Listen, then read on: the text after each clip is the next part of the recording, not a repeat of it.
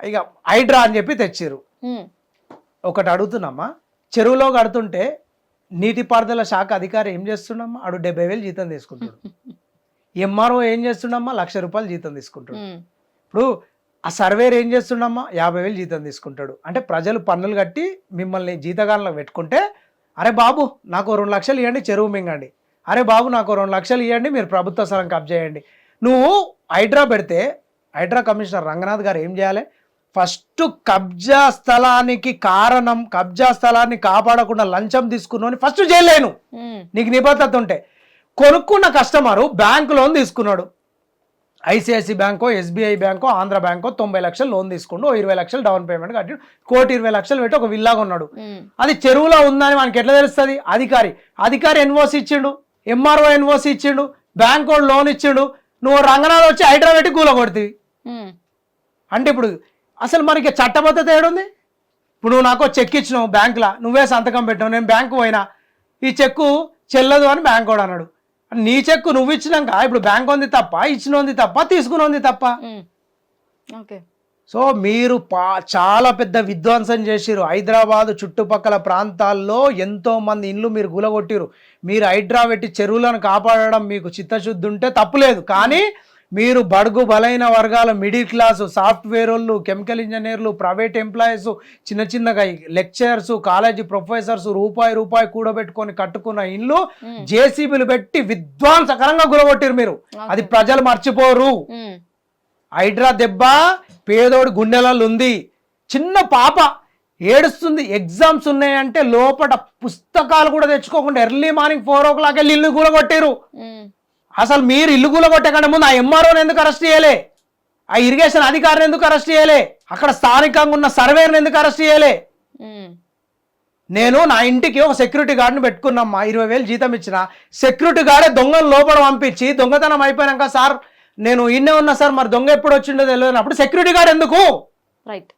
ఆ security guard అయినా MRO ఏం చేసిండు? ఆ సెక్యూరిటీ గార్డ్ అయినా కలెక్టర్ ఏం చేసిండు? ఆ సెక్యూరిటీ గార్డ్ అయినా ఇరిగేషన్ అధికారి ఏం చేసిండు? చెరువులో కట్టుతుంటే వాళ్ళని నువ్వు రంగనాథ్ జైల్లో ఎందుకు వేయలేదు? సామాన్యులు ఇళ్ళ గులగొట్టినావు. సో ఫస్ట్ వాళ్ళని జైల్లో వేయండి. మేము చెప్పింది కూడా అదే, భారతీయ జనతా పార్టీ. మా ఈటెల రాజేందర్ గారు హైడ్రా దాడులు జరిగినప్పుడు కూడా, మా కిషన్ రెడ్డి గారు, మా బండి సంజయ్ గారు, మా రామచంద్రరావు కూడా చెరువులో కట్టడానికి కారణమైన అధికారులను జైల్లో వేయండి. నెక్స్ట్ ఇంకోడు కరప్షన్ చేయడు. రైట్. కాంగ్రెస్ వచ్చినాక ప్రభుత్వ స్థలాలు కబ్జా అయితలేవా? అవుతున్నాయి. ఎన్ని న్యూస్ ఛానల్లా రోజు లైవ్ పెడుతున్నారు, ఈడ ప్రభుత్వ స్థలం కబ్జా అయింది, ఆడ ప్రభుత్వ స్థలం. అంటే హైడ్రాకి కొంతమంది జూము, కొంతమంది జూమ్ అవుట్. అంటే హైడ్రాకి అనుకూలమైన వాళ్ళు కూలగొట్టారు, అనుకూలంగా లేని వాళ్ళు కూలగొట్టారు. అంటే హైడ్రా అంటే మంచి సంస్థ, ఇది ప్రజల కోసం వచ్చిన సంస్థ, మంచి నీతి నిజాయితీ గల సంస్థ. నీతి నిజాయితీ గల సంస్థకు కొందరు అల్లం కొందరు బెల్లం ఎందుకు? అది ప్రజలు గమనిస్తున్నారు. ఒక్క ఆర్టీసీ క్రాస్ రోడ్లో బతుకమ్మ కుంట క్లీన్ చేసి, ఓ కుకట్పల్లిలో సున్నం చెరువు క్లీన్ చేసి, హైదరాబాద్ చుట్టుపక్కల ఎన్నో చెరువులల్లా పెద్ద పెద్ద కంపెనీలు కబ్జాలు చేస్తుంటే వీటిని వదిలేస్తే ప్రజలు పిక్చర్లు కాదు, సోషల్ మీడియా డెవలప్ అయ్యింది, మీడియా సంస్థలు జూమ్ చేస్తారు. హైదరాబాద్ చుట్టుపక్కల 1000 గొలుసు కట్టు చెరువులు ఉన్నాయి. హైడ్రా కాపాడింది ఒక 5 నుంచి 10 చెరువులే. హైడ్రా సహకారంతో ఇప్పుడు 100కు పైగా చెరువులు కబ్జా అవుతున్నాయి. ఇది అబద్ధం అయితే రంగనాథ్ గారిని డిబేట్లో కూర్చోమను, నేను తీసుకొని వస్తా చెరువుల లిస్టు. ఇప్పుడు కబ్జా అవుతున్నాయి. రైట్.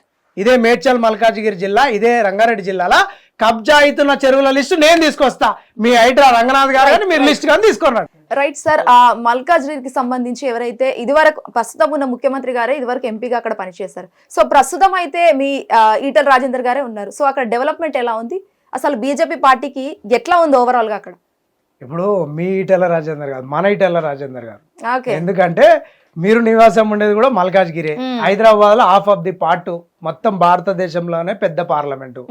ఇప్పుడున్న ముఖ్యమంత్రి గత పార్లమెంట్ సభ్యుడు ఏ రోజు కూడా మల్కాజ్గిరిలో తిరిగింది లేదు, వాళ్ళకి చేసింది లేదు. మీరు మల్కాజ్గిరి ప్రజలకు వెళ్ళి గతంలో మీ ఎంపీ రేవంత్ రెడ్డి గారు ఉండే ఏమైనా చేసిండు అని అడిగితే వాళ్ళే చెప్తారు. ఏదైనా నసీబ్ కలిసి వచ్చింది, అట్లా అయిపోయిండు.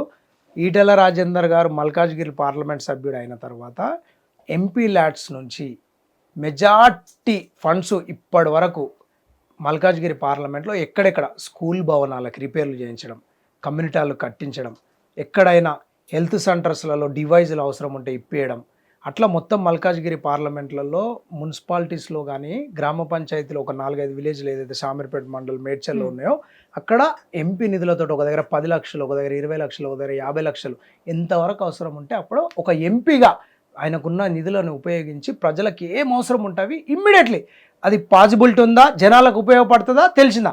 మాటల నాయకుడు కాదు ఆయన, ఏదో మాటలు చెప్పినామా వెళ్ళిపోయినాం కాదు. రిపోర్ట్ తీసుకుంటాడు, అది నిజంగా ప్రజలకు ఉపయోగపడుతుందా, పాసిబిలిటీ ఉందా, ఇమ్మీడియట్లీ కలెక్టర్ గారితో మాట్లాడతాడు, చేస్తాడు. మా బాచుపల్లిలో జెడ్పిహెచ్ఎస్ స్కూల్లో స్కూల్ బిల్డింగ్ సరిపోవట్లేదు, సో అడిషనల్ బిల్డింగ్ కావాలి. ఈ గత ప్రభుత్వం గత ఎంపీ ఏదేదో చేస్తామని చెప్పారు. మా స్థానిక నాయకులు